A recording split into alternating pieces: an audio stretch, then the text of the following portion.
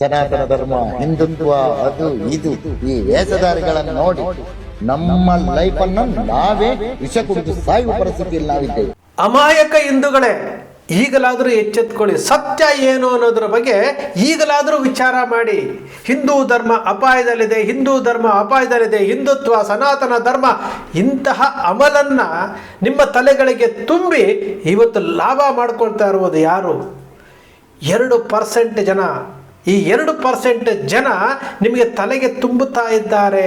ನಾನು ಹೇಳ್ತಾ ಇರುವಂಥದ್ದು ಮೊಘಲರ ಕಾಲದಲ್ಲೂ ಇದ್ದರು, ಬ್ರಿಟಿಷರ ಕಾಲದಲ್ಲೂ ಇದ್ದರು, ಇವತ್ತಿಗೂ ಇದ್ದಾರೆ. ಇವತ್ತು ಕರಾವಳಿಯ ಭಾಗದಲ್ಲಿ ಏನು ಪೋಸ್ಟ್ಗಳು, ಸಂದೀಪ್ ಪೂಜಾರಿ ಅವರ ಪೋಸ್ಟ್ ಆಗಿರ್ಬೋದು, ಮತ್ತೊಬ್ಬ ಹಿಂದೂ ಹೋರಾಟಗಾರರು ಯೂಟ್ಯೂಬ್ಗೆ ಕೊಟ್ಟಿರುವಂತಹ ಸಂದರ್ಶನದಲ್ಲಿ ಸ್ಪಷ್ಟವಾಗಿ ಹೇಳ್ತಾ ಇದ್ದಾರೆ. ಇದೇ ಸತ್ಯ. ನಿಮ್ಮ ಅಕ್ಷರ ಮೀಡಿಯಾದಲ್ಲಿ ನಿರಂತರವಾಗಿ ನಾವು ಹೇಳ್ತಾ ಇರುವುದು ಸತ್ಯ ಇದೆ. ನಾವು ವ್ಯೂಸ್ಗೋಸ್ಕರವಾಗಿ, ಇನ್ನೊಂದು ರೆವಿನ್ಯೂಗೋಸ್ಕರವಾಗಿ ಅಲ್ಲ, ಇಲ್ಲಿ ತಪ್ಪಾಗ್ತಾ ಇರುವಂತಹ ವಿಚಾರಗಳನ್ನು ಎತ್ತಿ ತೋರಿಸಿ ಸರಿದಾರಿಗೆ ಬನ್ನಿ ಅನ್ನೋ ವಿಚಾರ. ಪುನೀತ್ ಕೆರೆಹಳ್ಳಿಯ ವಿಚಾರವೂ ಸಹ ನಾವು ಪದೇ ಪದೇ ಯಾಕೆ ಹೇಳ್ತೀವಿ ಅಂತಂದರೆ, ಇದಕ್ಕೆ 45-46 FIRಗಳು ಹಾಕಿಸ್ಕೊಂಡು ಆ ವ್ಯಕ್ತಿ ನಾನು ಏನೋ ಸಾಧನೆ ಮಾಡ್ತೀನಿ ಅಂತ ಹೋಗ್ತಾ ಇದ್ದಾರಲ್ಲ, ಅದಕ್ಕೆ ಪೂರಕವಾಗಿ ರಾಜಕೀಯ ಪಕ್ಷ ಬೆನ್ನೆಲುಬಾಗಿ ನಿಂತಿದೆಯಲ್ಲ, ಇದರಿಂದಾಗಿ ಬಹಳಷ್ಟು ಯುವಕರ ಜೀವನ ಭವಿಷ್ಯ ಹಾಳಾಗ್ತಾ ಇದೆ. ಬಹಳಷ್ಟು ಜನ ಜೀವ ಕಳ್ಕೊಂಡ್ರು. ಶರತ್ ಮಡಿವಾಳ ಇರ್ಬೋದು, ಪರೇಶ್ ಮಿಶ್ರಾ ಇರ್ಬೋದು, ಹರ್ಷ ಇರ್ಬೋದು, ಪ್ರವೀಣ್ ನೆಟ್ಟಾರ್ ಇರ್ಬೋದು, ಶಿವ ಉಪ್ಪಾರ್ ಇರ್ಬೋದು, ಟಿ ನರಸೀಪುರದ ವೇಣುಗೋಪಾಲ್ ಇರ್ಬೋದು, ಇವರೆಲ್ಲರೂ ಜೀವ ಕಳ್ಕೊಂಡಿರುವಂಥದ್ದು ಯಾವುದಕ್ಕೋಸ್ಕರವಾಗಿ? ಎಲ್ಲರೂ ಜೀವ ಕಳ್ಕೊಂಡಿರುವುದು ಇಂತಹ ಪ್ರಚೋದನ ಭಾಷಣಗಳನ್ನು ನಂಬಿಕೊಂಡು, ಇವ್ರು ಹೇಳ್ತಾ ಇರುವಂಥ ಸತ್ಯ ಅಂತ ನಂಬಿಕೊಂಡು ಜೀವಗಳನ್ನು ಕಳ್ಕೊಂಡ್ರು. ಹೋಯ್ತು ಜೀವ. ಆ ಹೆಣಗಳನ್ನು ಇಟ್ಕೊಂಡು ರಾಜಕೀಯ ಮಾಡಿಕೊಂಡು ಲಾಭ ಮಾಡ್ಕೊಂಡವ್ರು ಯಾರು? ಪರೇಶ್ ಮಿಶ್ರಾರ ಕೇಸನ್ನು ಲಾಭ ಮಾಡ್ಕೊಂಡವ್ರು ಯಾರ್ರೀ? ಹರ್ಷನ ವಿಚಾರದಲ್ಲಿ ಇಟ್ಕೊಂಡು ಲಾಭ ಮಾಡ್ಕೊಂಡವ್ರು ಯಾರು? ಇವೆಲ್ಲವೂ ಸಹ ಕಣ್ಣು ಮುಂದೆ ಇರುವಂಥದ್ದು. ಇತಿಹಾಸ ಹೇಳ್ತಾ ಇಲ್ಲ. ಮೊಘಲರ ಕಾಲದಿಂದಲೂ ಅಷ್ಟೇ ಈ ಭಾರತವನ್ನು ಮೊಘಲರು ಆಳ್ಲಿಕ್ಕೆ ಬಂದಾಗ ಇದ್ದಂಥದ್ದು ಬೆರಳೆಣಿಕೆಯಷ್ಟು ಜನ, 100, 200, 1000 ಜನ ಇರ್ಬೋದು. ಅಂಥವರಿಗೆ ಸಪೋರ್ಟ್ ಕೊಟ್ಟಂಥವ್ರು ಯಾರು? ಬ್ರಿಟಿಷರ ಕಾಲದಲ್ಲಿ ಇದ್ದಂಥವ್ರು ಯಾರು? ಅವತ್ತು 2% ಜನ ಇದ್ದರು, ಇವತ್ತು 2% ಜನ ಇದ್ದಾರೆ, ಮುಂದೇನೂ ಇರ್ತಾರೆ. ಎಲ್ಲಿವರೆಗೂ ಅಂದರೆ ನಿಮ್ಮಂತಹ ಅಮಾಯಕರು, ಸತ್ಯ ಗೊತ್ತಿಲ್ಲದೆ ಇವ್ರು ಹೇಳಿದ್ದೇ ಸತ್ಯ ಅಂತ ಹೋಗ್ತಾ ಇದ್ದೀರಲ್ಲ ನೀವು. ಇದನ್ನೇ ಬಜರಂಗ ದಳದ ಮಾಜಿ ಸಂಚಾಲಕರಾದಂತಹ ಮಹೇಂದ್ರ ಕುಮಾರ್ ಅವರು ಇವತ್ತು ಅವ್ರ ನಮ್ಮ ಮುಂದೆಗೆ ಇಲ್ಲ. ಅವ್ರು ಹೇಳ್ತಾ ಇದ್ದು ಇದೇನೆ, ಮುಸಲ್ಮಾನರಿಂದ ಹಿಂದೂಗಳಿಗೆ ತೊಂದರೆ ಇಲ್ಲ, ಮುಸಲ್ಮಾನರಿಂದ ಹಿಂದೂಗಳಿಗೆ ತೊಂದರೆ ಇಲ್ಲ ಅಂತ ಪದೇ ಪದೇ ಹೇಳ್ತಾ ಇರುವಂಥದ್ದು. ರಾಜಕಾರಣಿಗಳು ನಿಮ್ಮನ್ನು ಬಳಸ್ಕೊಳ್ತಾ ಇದ್ದಾರೆ ಅನ್ನೋ ವಿಚಾರವನ್ನು ಹೇಳ್ತಾ ಇರುವಂಥದ್ದು. ಇದೇ ಸತ್ಯ, ಇದೇ ವಾಸ್ತವ ಸತ್ಯ. ಅರ್ಥಕೊಳ್ಳಿ. ಕರಾವಳಿಯ ಭಾಗದಲ್ಲಿ ಎಷ್ಟು ಕೇಸುಗಳನ್ನು ಹಾಕಿಸ್ಕೊಂಡ್ರು, ಎಷ್ಟೆಷ್ಟು ಜೀವನಗಳನ್ನು ಹಾಳು ಮಾಡಿಕೊಂಡಿದ್ದಾರೆ. ಇವರಿಗೆ ಸತ್ಯ ಬೇಕಾಗಿಲ್ಲ, ಇವರಿಗೆ ನ್ಯಾಯ ಬೇಕಾಗಿಲ್ಲ. ಕರಾವಳಿಯ ಭಾಗದಲ್ಲಿ ಹಿಂದೂ ಹೆಣ್ಣು ಮಕ್ಕಳ ಅತ್ಯಾಚಾರ ಆಗಿ ಹತ್ಯೆ ಆಗಿದೆ, 100 ಅಸ್ಥಿಪಂಜರಗಳು ಸಿಗ್ತಾ ಇದೆ, ಅದರ ಬಗ್ಗೆ ಮಾತಾಡೋದೇ ಇಲ್ಲ ಇವರು. ಇಲ್ಲಿ ಒಂದು ತಗೊಂಡ್ಬರ್ತಾರೆ, ಹಿಂದೂ ಮುಸ್ಲಿಂ ಅಂತ ತಗೊಂಡ್ಬರ್ತಾರೆ. ಸಮೀರ್ ವಿಡಿಯೋ ಮಾಡಿದ ತಕ್ಷಣವೇ ಸಮೀರ್ ಹಿಂದೂ ಮುಸ್ಲಿಂ ಒಂದು ಅಸ್ತ್ರ ತಗೊಂಬಂದು ಲಿಂಕ್ ಮಾಡುವಂತಹ ಚಕ್ರವರ್ತಿ ಸೂಲಿಬೆಲೆ ಆಗಿರ್ಬೋದು, ಮತ್ತಷ್ಟು ಜನ ಆಗಿರ್ಬೋದು. ಇವರಿಗೆ ಸತ್ಯ ಹೊರಗಡೆ ಬರಬೇಕಾಗಿಲ್ಲ, ಹಿಂದೂಗಳಿಗೆ ನ್ಯಾಯ ಒದಗಿಸ್ಬೇಕಾಗಿಲ್ಲ. ಇವರಿಗೆ ಬೇಕಾಗಿರುವುದು ಏನು ಅಂತಂದರೆ, ಈ ಬೆಂಕಿಯನ್ನು ಹಾರಲಿಕ್ಕೆ ಬಿಡಬಾರ್ದು. ಈ ಬೆಂಕಿ ಹೊತ್ತು ಉರಿತಾನೇ ಇರಬೇಕು. ಭಾಳಷ್ಟು ಜನ ಕರಾವಳಿಯ ಭಾಗದಲ್ಲಿ ಮಹೇಶ್ ಶೆಟ್ಟಿ ತಿಮ್ರೋಡಿ ಅವರಿಂದ ಹಿಡಿದು ನಮ್ಮ ಇನ್ನೊಬ್ಬರು ಹೋರಾಟಗಾರರು ಪ್ರವೀಣ್ ವಾಲ್ಕೆ ಅಂತ ಇರ್ಬೋದು, ಅವರಾಗಿರ್ಬೋದು, ಈಗ ಸಂದೀಪ್ ಪೂಜಾರಿ ಅವ್ರು ಕೊಟ್ಟಿರುವಂತಹ ಸ್ಟೇಟ್ಮೆಂಟ್ ಇರ್ಬೋದು, ಎಲ್ಲವನ್ನೂ ನೋಡ್ತಾ ಇದ್ರೆ ನಮಗನ್ಸೋದು ಇದು ಸತ್ಯ ಬೂದಿ ಮುಚ್ಚಿದ ಕೆಂಡವಾಗಿದ್ದು ಈಗ ಹೊರಗಡೆ ಬರ್ತಾ ಇದೆ ಅನ್ನೋ ವಿಚಾರ. ಹಿಂದೂ ಧರ್ಮವನ್ನು ಬಳಸ್ಕೊಂಡು ರಾಜಕೀಯ ಲಾಭಕ್ಕೆ ಬಳಸ್ಕೊಳ್ತಾ ಇದ್ದಾರೆ ಹೊರತು ಹಿಂದೂ ಧರ್ಮವನ್ನು ಕಟ್ಟಬೇಕು ಅಂತಲ್ಲ.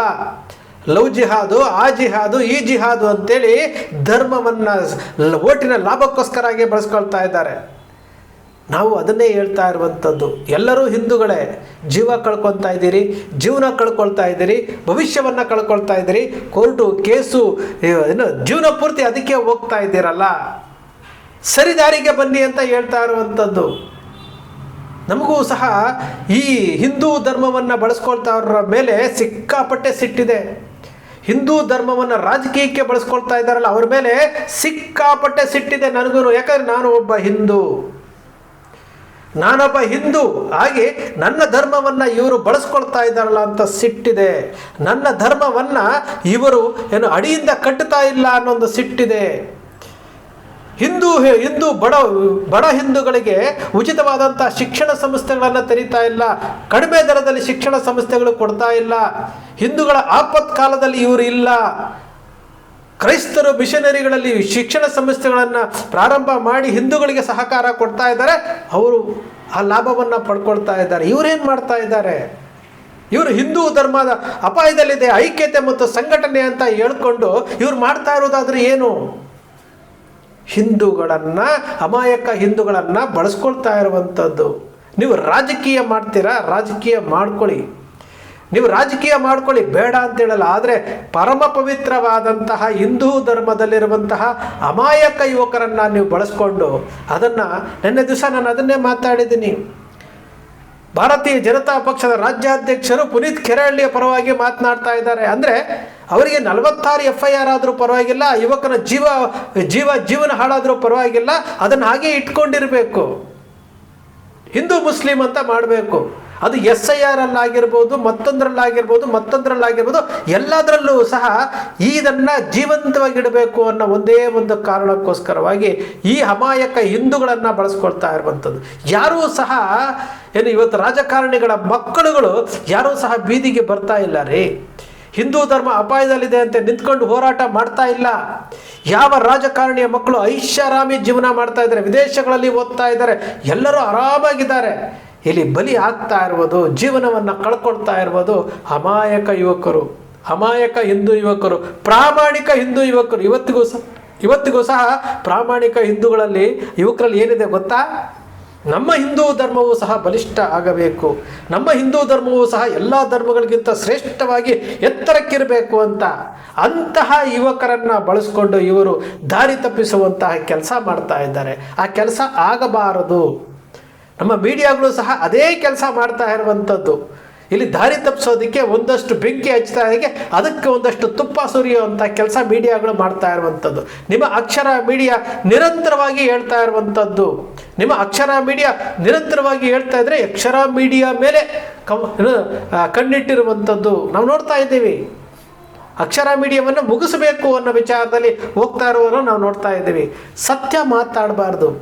ಈಗ ಮಾತನಾಡಿರುವಂತಹ ಅಷ್ಟು ವಿಚಾರಗಳಲ್ಲಿ ಏನಾದರೂ ಲೋಪ ಇತ್ತಾ, ಏನಾದರೂ ಕಲ್ಪನೆ ಇದೆಯಾ, ಸೃಷ್ಟಿ ಇದೆಯಾ? ಯಾವುದೂ ಇಲ್ಲ. ವಾಸ್ತವ ಸತ್ಯ ನಾವು ಹೇಳ್ತಾ ಇದ್ದಿದ್ದನ್ನೇ ಇವತ್ತು ಸಂದೀಪ್ ಪೂಜಾರಿ ಮತ್ತೊಬ್ಬರು ಹೇಳ್ತಾ ಇರುವಂತಹ ವಿಚಾರ. ಇದನ್ನು ನೀವು ಅರ್ಥ ಮಾಡಿಕೊಂಡಾಗ ಮಾತ್ರ ನಮ್ಮ ಹಿಂದೂ ಧರ್ಮವನ್ನು ಬಲಿಷ್ಠವಾಗಿ ಕಟ್ಟೋದಕ್ಕೆ ಸಾಧ್ಯ.